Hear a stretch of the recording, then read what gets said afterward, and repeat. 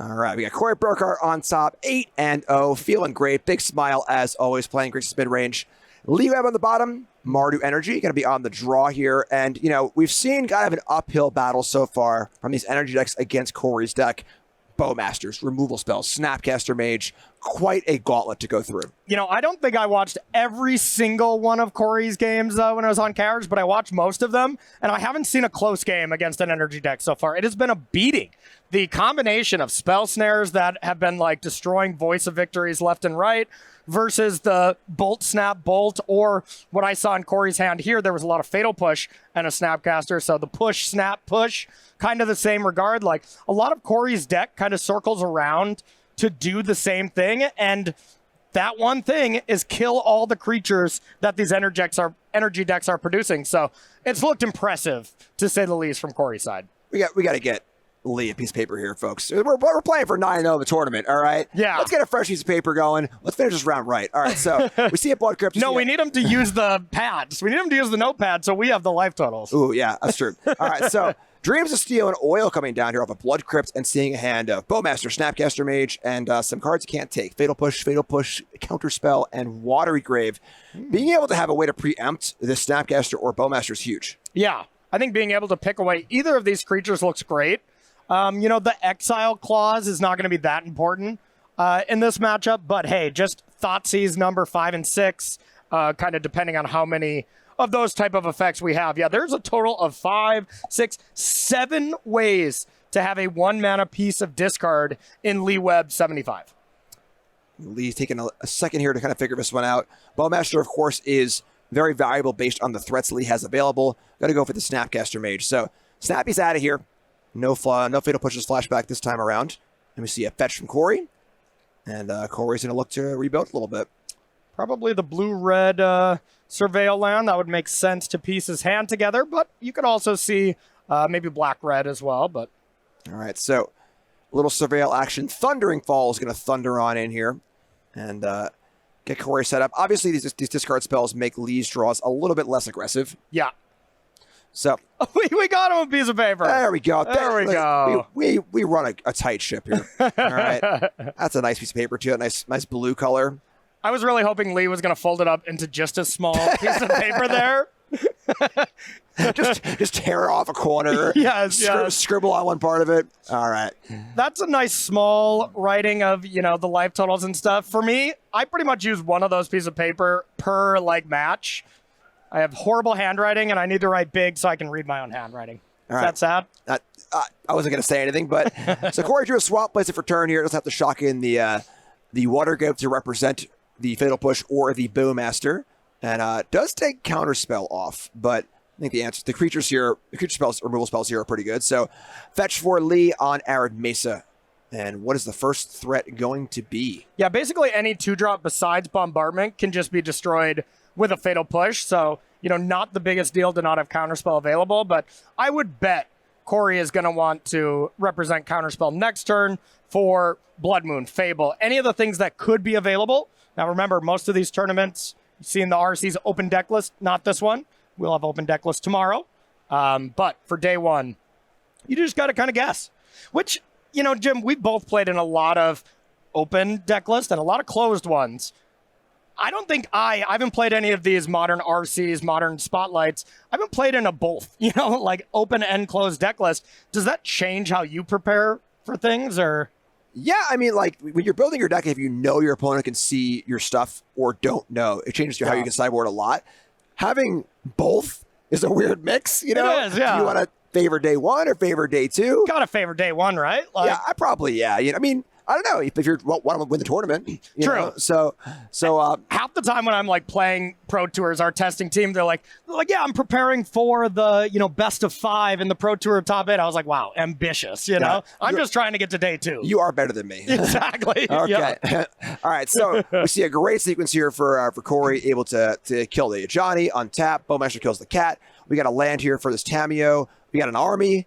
We got the creatures in play. You think that Lee would want them on his side. Yeah. Energy is the creature deck in this matchup. But Corey has shown these creatures in Corey's deck are doing a lot of work. Yes, absolutely.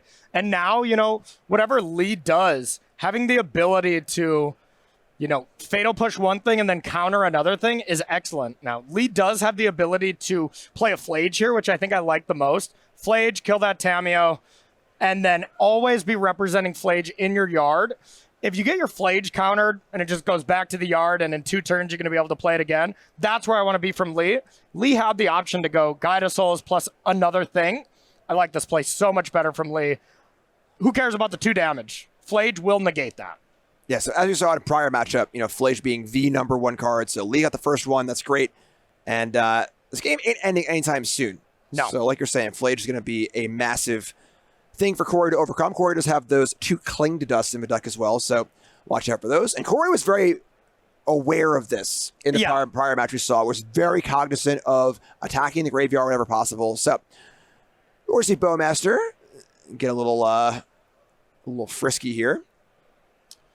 Debating to attack with one or both, respecting Ragavan dashing, but not respecting it enough. All right, so here comes the army. Here comes the Bowmasters. We got Counterspell, Fatal Push, and an Unknown for Corey. Pass the turn. Is that Counterspell? That's the SpongeBob Counterspell, right? Or no, that's a weird variant non-SpongeBob Counterspell. Oh, weird. Okay. Aren't many of those in the wild, actually, the non-SpongeBobs, but... Yeah, I'm definitely used to the SpongeBob version one a lot more. All right, so Bombardment here are going to resolve very fast, so no Counterspell, and then Guide of Souls to follow. And it looks like no Fatal Push either. Corey is totally content to let both these things go through.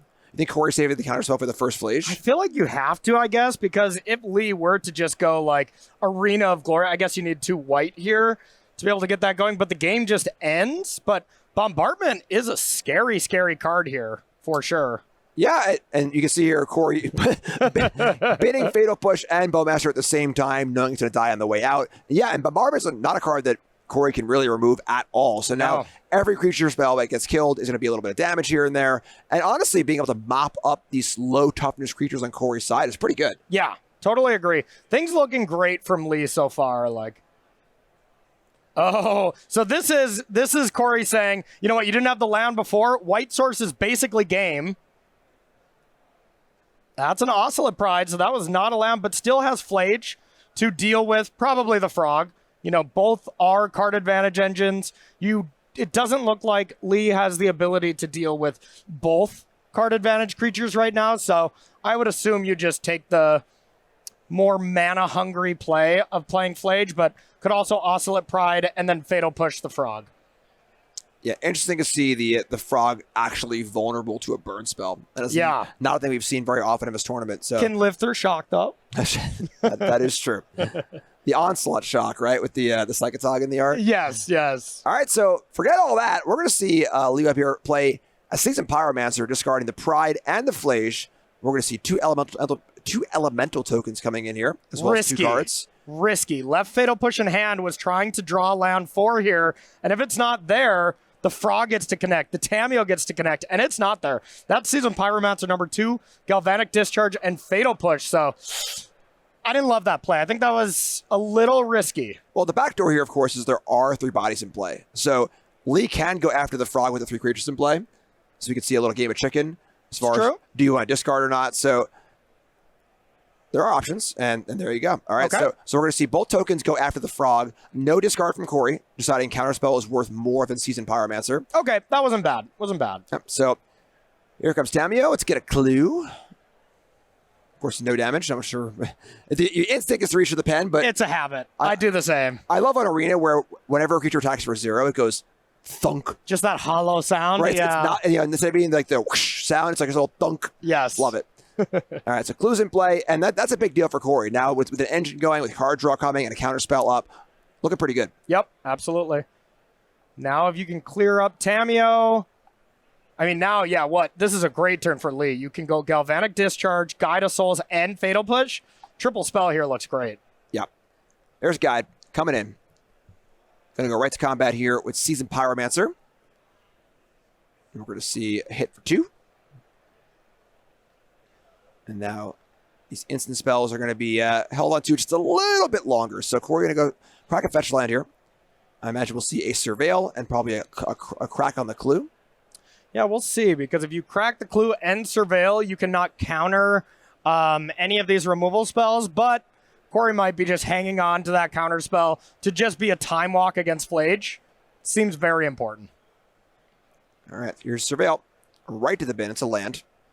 And here's that clue. So, as you're saying, window's open for a kill spell. We're going to see Galvanic Discharge. Goodbye, Tamiyo. Goodbye, Clue. Draw a card. And untap. Corey's going to have 3 cards in hand, 4 mana in play, and a single Orc army. A very sad Orc army. And yeah, this is definitely the first game we've seen Corey struggle against an energy deck. And by struggle, I mean is significantly behind. Yep. Those 2 fresh cards have got to be good. Yeah. All right, well, there's Arena of Glory, but there is no second white. Yep. So no Hasty Flage, even if that counterspell didn't exist, but still great. Eventually, Lee's going to find a fetch land, and it's going to be ready to go. But Lee has a great turn here. You can cast a sad Fatal Push here on the Orc army, and then Seasoned Pyromancer, or just discard. It might be better as a 1/1. It's either you kill your opponent's 1/1, or you get a 1/1. Yeah, either way, it's going to get countered almost assuredly. With the bombardment in play, it feels like having a 1/1's totally fine. But yeah. All right, so Corey now, and again, yeah, we haven't seen this look from Corey the entire tournament. Yeah, you know, all smiles for the most part, but now really in the grinder, and struggling to come back here against a pretty impressive sequence of cards from Lee. Agreed. I think you have to counter this. This just feels too bad. Like, makes a lot of sense. Counterspell, get that out of there. And gets in some damage and hopes for the best here. Oh, is Bowmaster here? Oh, that is huge. All right. So 1 upstairs makes it 2/2, and we'll see if we have Fatal Push before blocks here. I think you have to, otherwise you just lose your Guide of Souls. Yeah, great exchange for Corey, though. Trading a push for his token is phenomenal. So there goes the army. There are no more orcs. And in for a few points of damage.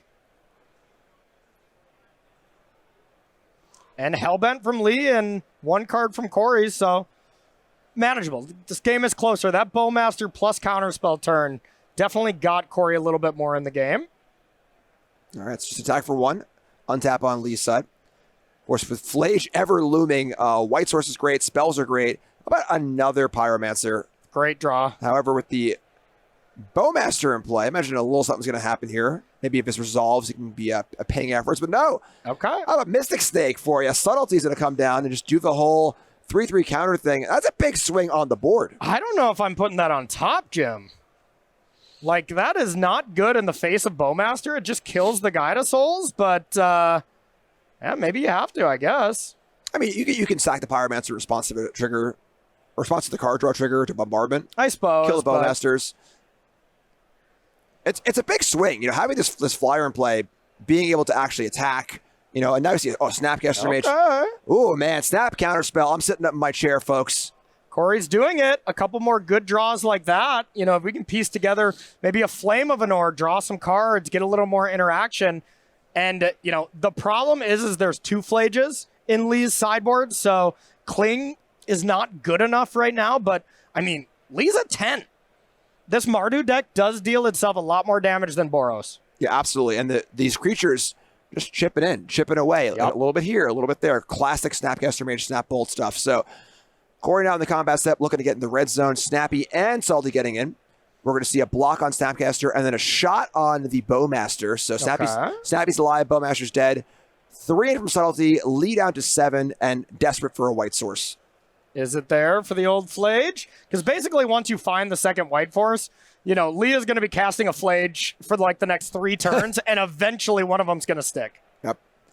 All right, Guide of Souls. Taking a moment. Thinking about getting frisky. We see a Galvanic Discharge on the Subtlety. Okay. Great. Cuts off the pressure here. Goodbye, Subtlety. Hello, Guide of Souls in the red zone. Getting in for 1. And looks like that's going to be it. So now Lee is at board parity. Now, if you want to kill Snapcaster, you can. I like holding this up for a little bit longer, but I mean, I think you have to kill it next turn because then you're in bolt range. So I think Lee is at 5. Yeah, there we go. Thank you, Corey. All right, Tamiyo comes down as well. Tamiyo can block Guide of Souls. Tamiyo is inexplicably an 0-3. Yeah.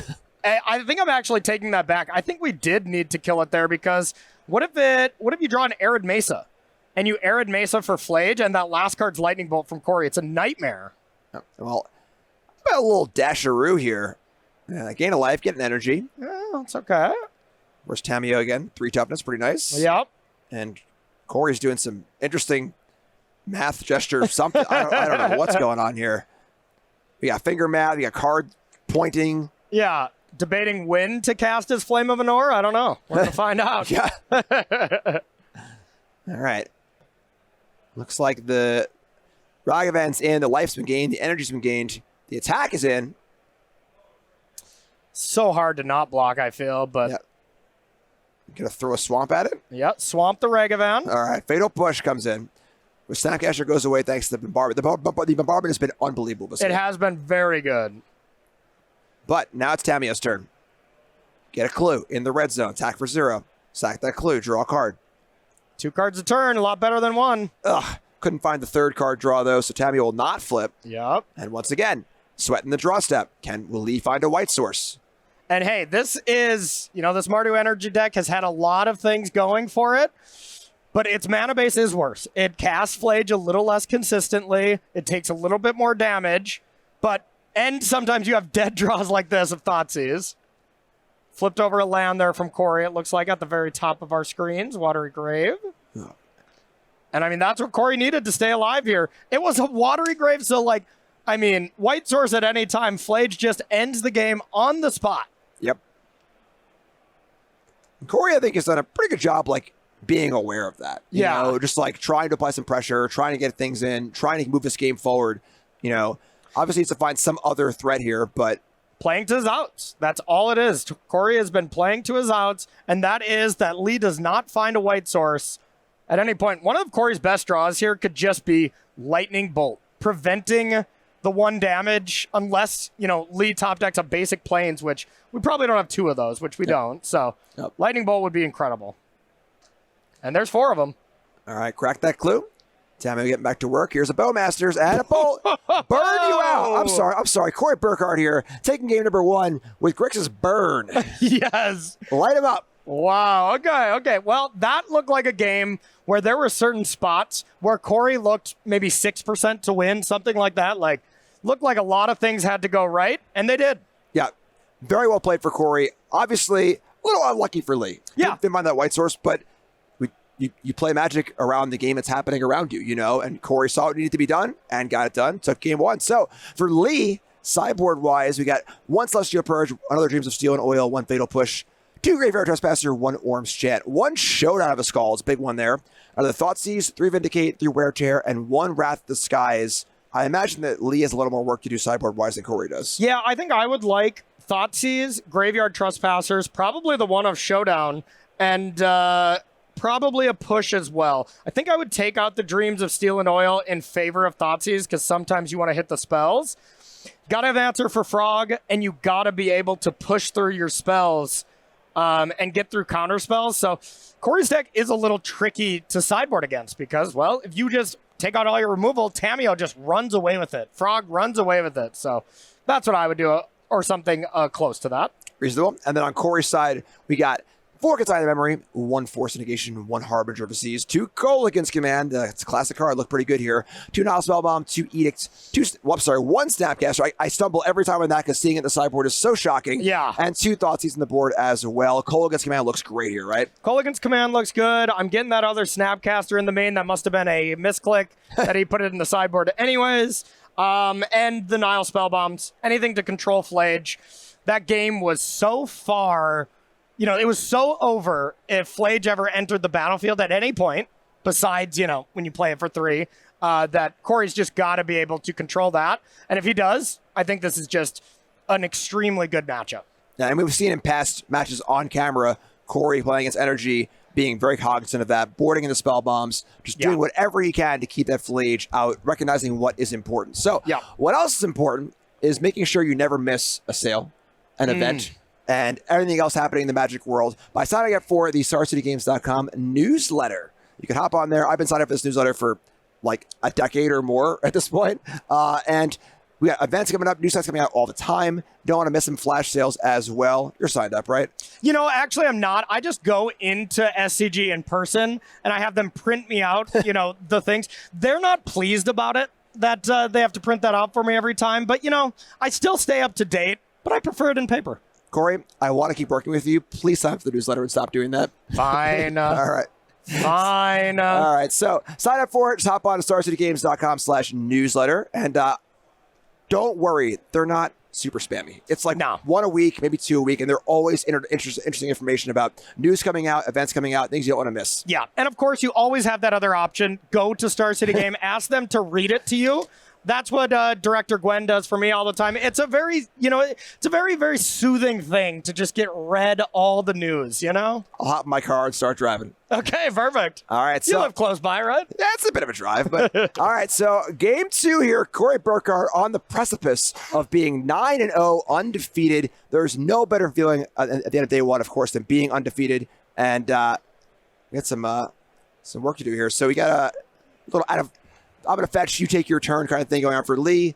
We see a theater for Lee, a Undercity Sewers for Corey. Both players are going to scry simultaneously. That's how it works, right? Yeah, absolutely. Yep. How many 9-0s have you had in your career? I can't even count that. I have so many, huh? I have no idea, honestly. Okay. I do have 2 at the Pro Tour level. At SG level, I have no idea. So. Wow. I had 1-8 and 1 at a Pro Tour, and I felt like a god. I went 1-8 on day 2, but I did go 1-7 on day 2 in one of those. But okay. The other one went pretty well though. So sure. All right. So here's that Thoughtseize. So a little bit of a slow start for these players. Tap lands. We see Thoughtseize here. Bye, Frog. And we got a Frog, Spell Snare, 2 Flame Venor, Bowmaster, Snapcaster, Swamp. So no red, no third land. Okay. But I agree, Psychic Frog looking pretty appealing here. Not with 2 Fatal Pushes in hand from Lee. That is probably the last thing we're going to take. The Snapcaster does look a little more appealing then. Or maybe even the Bowmaster. There's a Seasoned Pyromancer as well. I think, after seeing Lee's hand, Frog is the only card that Lee can deal with right now. Not the only card, but a very easy card to deal with 2 pushes in hand. And hey, that is an advantage of playing Mardu instead of Boros. Like, these Frogs are so difficult to deal with from the Boros side. But man, from Mardu, clean answers with Fatal Push. All right, so Snapcaster goes down, the card advantage card. And Corey has some work to do. His hand needs to be cleaned up a little bit. We, of course, know that Frog is going to be no good. Now, Corey has to decide, you didn't take the Frog. Yeah. All right, so what's going on over there? So may want to wait here on Bowmaster. What are you thinking? I think he'll sniff it out and just realize, hey, you either have answers to it or you're about to play a Seasoned Pyromancer. I bet we see land go and we get the Bowmaster in play and go from there. But yeah, I like that. That Corey guy is pretty good. Yeah, he's not too shabby. All right, so says go. Of course, the Swamp. We have the Bowmaster up, Spell Snare up, the 1 unknown card on Corey's side. Land number 3 for Lee is going to be a fetch land. Going to go get probably a white source. Of course, that was the problem in the last game. A lot of white sources. When you are fetching up these black-red dual lands to cast these Thoughtseizes, does make things a little awkward, like you were saying. So there's also a Vindicate, which looks like a Stone Rain. Oh man, Get that sewer to the graveyard? You're telling me I get to watch him his last match, Snapcaster Mage Bolt versus Stone Rain? Oh, this is just good quality Magic, folks. I'm glad you're all here watching this with me. We have been spoiled. There has been some throwback decks. We have seen a good variety. This has been an incredible tournament so far. Great day of Magic. Sacred Foundry comes in here, and I kind of want to see a Stone Rain. And bang! Not only a Stone Rain, but with authority on the land across the table. So we see Bowmaster come in here, and this is devastating for Corey, who has no land in sight. 1 unknown card, but is it on top? That looked like the face of someone who does not have a second land. I agree. That was my poker. A little sniffle of the nose. Okay, this is the kind of game we're going to play us. So totally fine. Get in the red zone. No problem. Another day at the office here. Man. All right. God, Corey, I'm not playing poker against him. Yeah, I'm not playing Magic against him either. Yeah, no kidding. Corey's too good. So yeah, he's at the top tables. We're usually in the mid, huh? All right. So here's the Froggy. Steam vents down as well. So any other land will unlock these Flame Venors. And there's another red source. So still locking second white. Like always, it seems. Yep. And here is. So can go Flage and Fatal Push to clean up the creatures, or Fatal Push on the Bowmaster and then Seasoned Pyromancer. I like this play more. Just like get all the things dead that mattered, and then hope your Seasoned Pyromancer is just the classic 3-mana 2/2 draw 2. Yeah, and with no answer in sight for Flage either, I think it's pretty important too. I mean, to be fair, I don't think Lee plays 2 white sources, so it's going to be tough to bring back. Yeah, this Flage is only for the front side. Yeah. There is no graveyard decks. Couldn't afford Lightning Helixes, you know? Hey, Lightning Helix is susceptible to Spell Snare. Flage is not. That is true. Bingo. Next level. Yeah. All right, well, here's Landry for Corey. Big game, Thundering Falls. We saw the card go on top, so good news as well. Spell Snare up, 2 Flame Manor in hand, and 1 Unknown for Corey. Back Lee's way. And Lee's got that Pyromancer coming down. No counterspell available, so unless Corey has Subtlety and wants to pitch that, there shouldn't be any pieces of interaction. And can we find a white source? Still 2 spells, which, not so bad. But man, Lee is not great at finding flageable mana. Yep.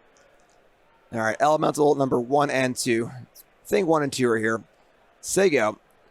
And what did Lee pick up in his hand? You catch that? Flage and Discharge. Okay. So not too bad. Yeah. Being in a spot where you can draw a land or a spell, it's not necessarily a bad spot to be. Yeah, when you can't bring back a Flage, just cast a Flage. Yo, bro. All right, so once again, Corey going to pass this army in play. 2 Flame Manors, Spell Snare. No Wizard in sight, unfortunately. And there it is. Is there a fetchable white source of the deck? We're getting a Swamp. That's a Bloodstained Mire. So Swamp. Can't get a Plains. Looking. All right. Corey's like, do you have one? Do you have a white source? Exactly. All right. Looking like Atlas Shrine. And now Flage until the end of time. Like, sure, exert it. Don't exert it. Doesn't matter. If Flage hits the battlefield here, it is just such a rough time here for Corey. All right. There's 1 Unknown for Corey, and for Lee, and for you, and for me. And for all you fine folks watching at home, thanks for tuning in. Of course, as always, here for Spotlight Series, Secret Lair. With 2 Arena of Glories, an easy exert here, even if there's a counter spell. Flage is going to end this game real quick. All right. Corey. It resolved. Okay. There's the damage. And we got a combat step here also. It's like, God, what can Corey even have? Like, I guess a Fatal Push. Yes, yeah, snap or Fatal Push. Is there a push in the yard, right? Oh, no. No, it's been There's exiled. a snap in the yard, yeah. Got it. Yep. So it's got to be a Fatal Push here All right. for kind of Corey to continue playing. But even if that's the case, like, the 1 Galvanic Discharge is card 6 if Flage dies, and Lee gets to make this exact play again next turn. Probably a lot of pressure on Corey to be able to kill this and then find a Nile Spell Bomb or some other graveyard hate alongside with the Flame of Manor drawing cards. So there are a lot of looks here. Multiple draw 2s available. So. And Cling is good too. So there's actually 4 outs for Corey. And if that's the case, Corey will be looking pretty solid here as Lee's hand is only another Flage. Sure, you get some pressure here, but man, if that Flage is not in the graveyard or there's no graveyard at all, this is a winnable game for Corey. And we saw this last game too, where it looked pretty bad for Corey, and then Corey just weaseled his way out of it. So yeah, but Lee drew insanely bad. This game, Lee found the white source, so now Corey has to draw quite well. Darkslick Shores, a little uninspiring. So yeah. we are not seeing the Flame of Manor looking for a desperation graveyard hate card. True. So a bit of a sign of strength from Corey, I think. I would think there's a counterspell. Yep, that's the vibe I would be getting. So I wouldn't even, I'm still probably making this play because I don't think, Lee has a lot of other options, but I don't think this is going to work as me, a spectator, watching Corey's body language and how he played. I think there is a counterspell there for sure. All right. So that's 10 cards gone for Flage. Flage is now in a lonely graveyard, but of course, cards go there pretty quick because you have Fetch Line in play. Could be a Scryland also. So yeah, represents 2 cards there already. Yep. Tax comes in. Corey also down to 5. Important to note as well. There is 4 power in play. So and a Flage in hand. Yep. So a lot more work to do on Corey's side, but Corey is working through it. Rub those temples. Corey needs a Flage. That would be nice. but that would really ruin his brand. You know, 4-color mid-range, Yeah. it's not him, you know? There's no Grixis Titan, right? Yeah. I guess there's Croxa. There's Croxa, yeah. That is castable. Not great with Island, but all right. So the old Croxa Island deck. I'm here for it. all right. So there's your pass from Corey, end step fetch, Backstreet's back. Surveil's All right. gonna keep the card on top. Not good news for Corey. So I imagine any non-awesome card is going to the bin. Yeah, because you want your Flage to get fueled. So there's Flage ready to go. So if I'm Lee, I'm just getting to combat first. Now, of course, you have Arena of Glory. So if we drew a hasty creature, of course, you want to get that going. But this is Corey going down to 2. Flage from the hand will represent lethal. Lightning Helix you. And Okay. just counterspell it. He's always got it. Yep. He's just always got it. All right. So new spell snare is there, but that's a card to the graveyard more than anything else, right? Nile Spellbomb one time. Yeah, this is the spot. I mean, Corey is still at 3, and there are 2 1/1s in play. Yes. And Arena of Glory is in play. So And this Flage isn't active yet, but here's the Desperation Flame of Anor. yep. But yeah, Bowmaster's now mop his board up a little bit. Yep. Draws 2. Flame of Anor, obviously a lot better with a wizard in play. So, 3 mana draw 2 is it's okay.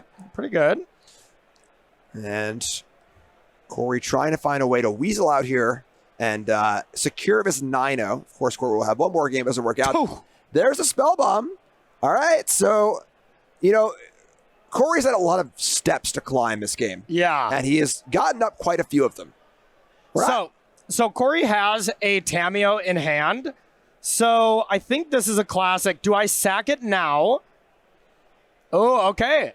Better yet, because this Spellbomb didn't have to be fired off yet, right? Because you can respond to any fetch land, any bolt, any of that kind of thing, but... All right. Corey valuing the block and the life with the fetch line available too. Yeah. Now, very scary spot. I mean, there are 2 Flage gone. There are 4 total copies, right? There's a bombardments. There are many ways to deal direct damage here. Yeah, with the Arena of Glory, everything can be haste. But hey, this is kind of the spot that Corey was in last game. Played to his outs to be like, yeah, if you draw, a napkin, I'm dead. But if Lee just keeps bricking maybe 2 more bricks, all of a sudden, if you can flip Tameo, you've neutralized all the 1/1s. Yep. Straight away. All right, so end step, Surveil, goes to the bin. Big draw step here for Corey.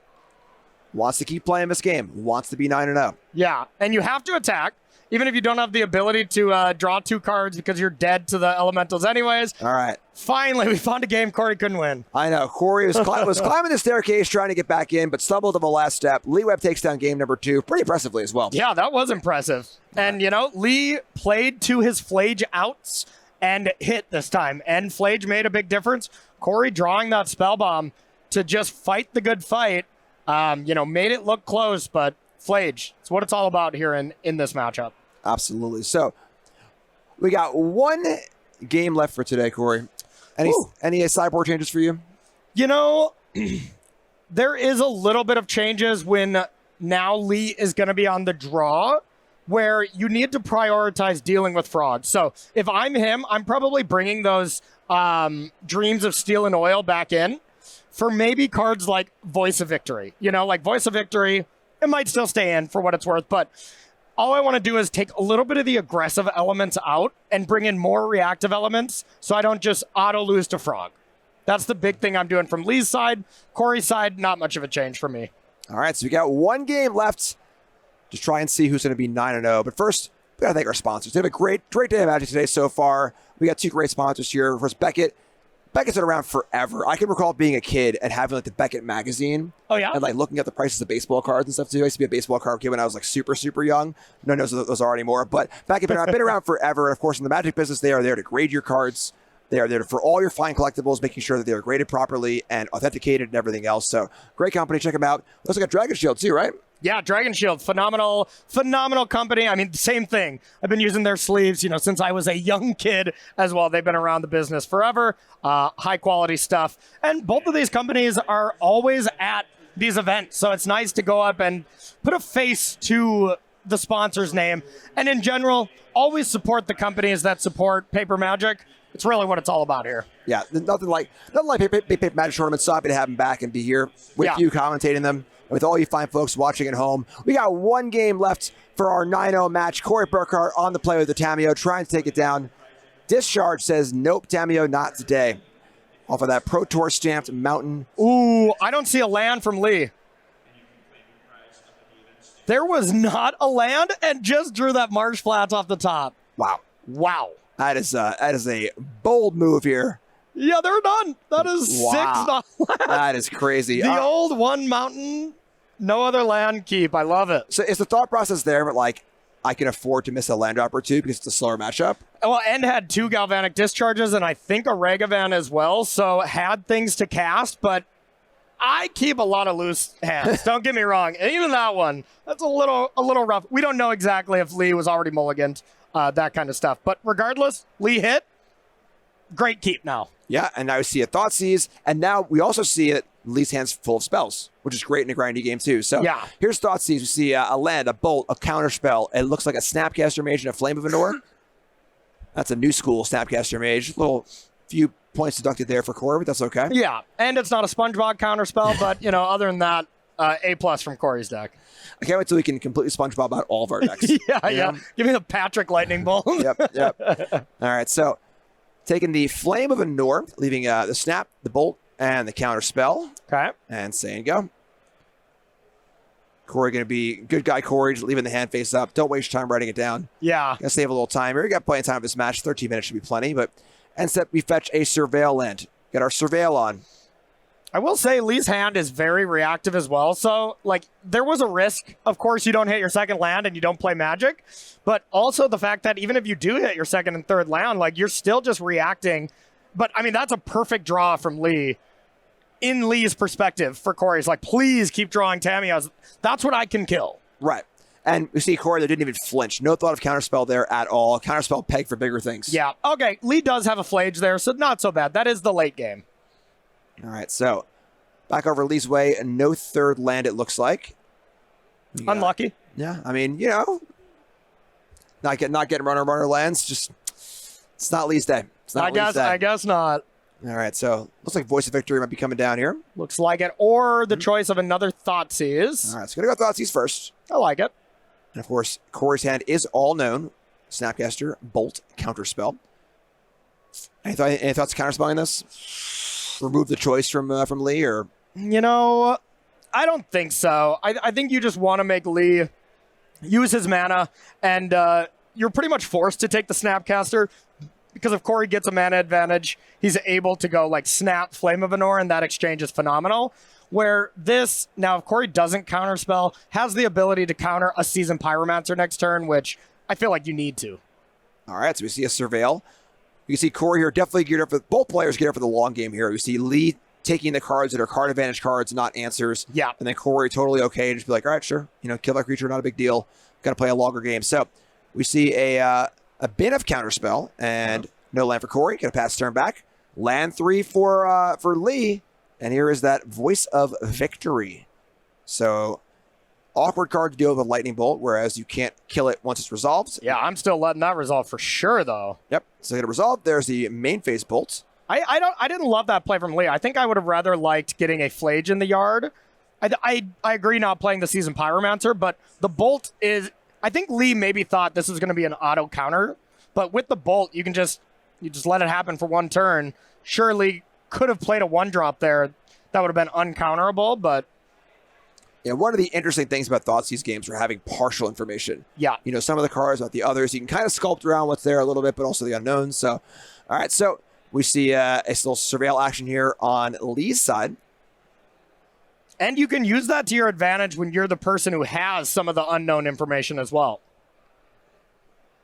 All right, so going back Lee's way, still counterspell for Corey. Front side of Flage, probably not getting countered. So Lightning Host goes upstairs. See Corey fall to 13, Lee back up to 15, plays a fetch land, passes the turn.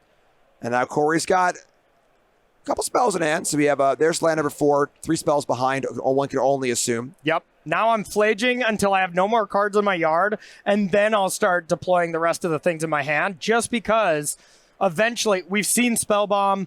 Lee has seen a Kling game one, so knows that there are ways to exile the graveyard. So get the value out of your yard and maybe get some counter spells and some value out of Corey's hand is my step number one if I'm Lee. So both players here obviously are doing phenomenal this tournament, Yeah. but they are clearly aware of what's important in this matchup. They're both in for Flage. Corey wants to stop it. Lee's all about it, and we're seeing that come to fruition right here. Yeah. And looks like Lee's got, like 1.5 Flages in the yard. About 7, 8 cards. Throwing a Johnny in there for sure. Corey's very good at dealing with the small ball, 2-drop. There's a lot of spell snares and stuff, but it's all about Flage. So I love this from Lee. Lee barely looked at the card he drew. He's like, I'm Flaging. All right, so there you go. Flage number 1. Going to eat a counter spell that is a very temporary solution. So those cards are gone. Flage back to the yard. Going to pass back Corey's way, but Corey can't do this forever. No. So yeah, Lee is using resources from the graveyard, which is barely a resource, while drawing cards. Corey's dealing with resources he's drawing to deal with the graveyard of the opponent. So eventually, the Flage deck will take over here. Yeah, and counterspell's a prime answer, too. This is not some throwaway removal spell. There only are so many counterspells, and they are like your all-purpose answer against everything. And you do have Snap counterspell, which that's the best thing for Corey, being able to just go Snap counter, or here, if you have second counterspell for this Flage number 2, excellent. But with 2 Fatal Pushes in hand, and looks like a Thoughtseize as well. Nope, okay, so that was a land. So Lee does have the option now to Flage if it gets countered. At least push the frog, and you feel pretty good. All right, there's counterspell number 2. Here's the fetch crack. As you were saying, his frog is probably not long for this world.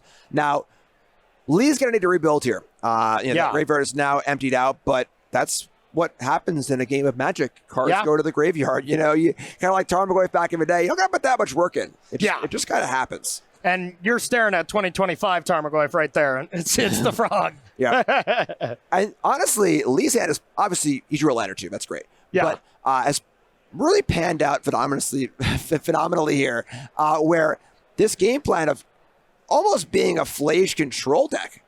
I'm sorry, you used your counterspells already. Oh, yeah. And I love a good Showdown. Showdown is one of my favorite cards of all times. You ever blink that bad boy?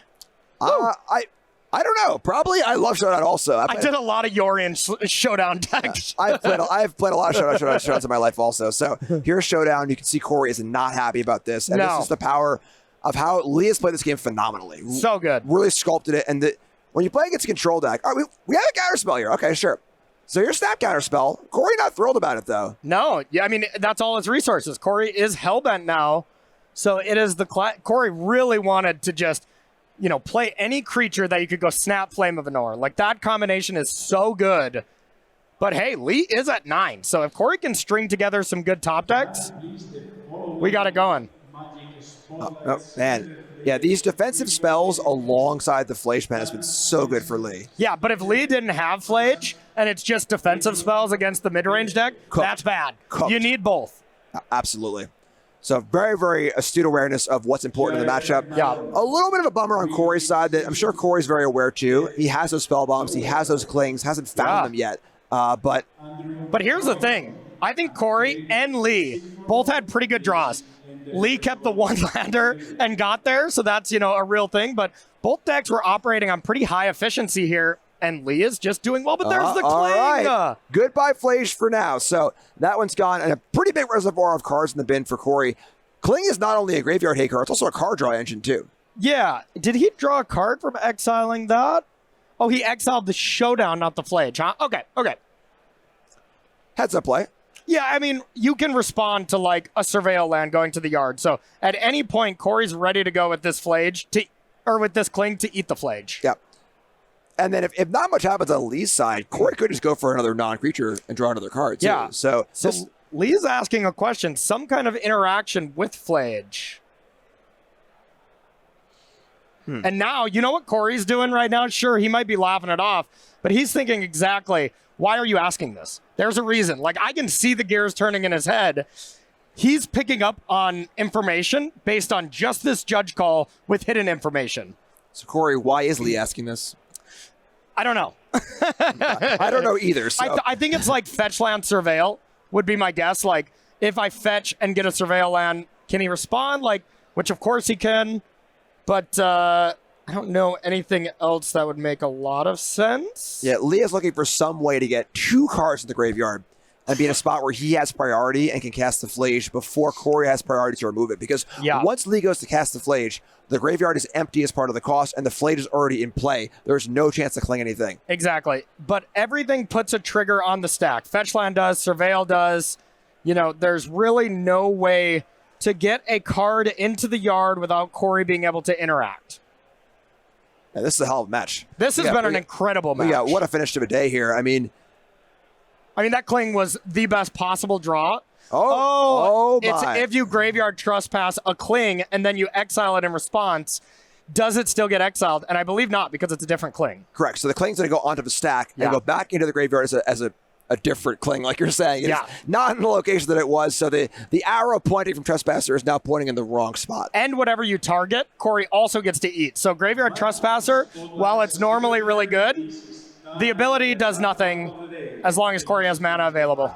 All right, so Corey's going to once again go after a spell, not the Flage itself. So when you target the Flage, you gain life, you don't draw. Corey valuing those cards and knowing that there aren't enough cards in the graveyard for Lee to go for Flage yet, so you can kind of just keep eating away. Because if you do cling the Flage, you don't draw the card. You just gain the 3 life. That's less than exciting. So now I bet what we're going to see from Corey is use all but 4 mana for, basically the rest of the game. Yep. And the reason he did this now is the old day-night mechanic. You want to play something so Graveyard Trespasser doesn't flip. Yeah, we gotta get that day-night on the table here. Easy one to forget. So Bowmaster in, ping Lee for 1 damage. Put a little blocker in play also. That cling is still up. Here comes Trespasser.